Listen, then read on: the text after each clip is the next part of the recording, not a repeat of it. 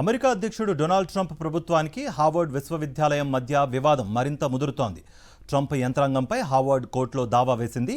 యూనివర్సిటీకి నిధుల నిలిపివేతను సవాల్ చేస్తూ పిటిషన్ దాఖలు చేసింది. ట్రంప్ సర్కార్ టార్గెట్ చేసిన ఇతర విద్యా సంస్థల పేర్లను కూడా ఫిర్యాదులో పేర్కొంది. హార్వర్డ్ యూనివర్సిటీకి $2.2 బిలియన్ నిధులను అమెరికా ప్రభుత్వం ఇప్పటికే నిలిపివేసింది. తాజాగా మరో $1 బిలియన్ నిధుల కోతకు ప్రణాళికలు రచిస్తున్నట్లుగా వార్తలు వినిపిస్తున్నాయి. ఈ నేపథ్యంలో హార్వర్డ్ కోర్టుకెక్కింది. నిధులు నిలిపివేయడం ద్వారా విద్యాపరమైన నిర్ణయాలపై నియంత్రణ సాధించడానికి ట్రంప్ యంత్రాంగం ప్రయత్నిస్తోందంటూ కేసు దాఖలు చేసింది. యూనివర్సిటీ నియామకాలు, విదేశీ విద్యార్థుల చేరికలకు సంబంధించి కొన్ని కీలక మార్పులు సూచిస్తూ ట్రంప్ సర్కార్ ఇచ్చిన ఆదేశాలను హార్వర్డ్ ధిక్కరించడంతో వివాదం రేగింది.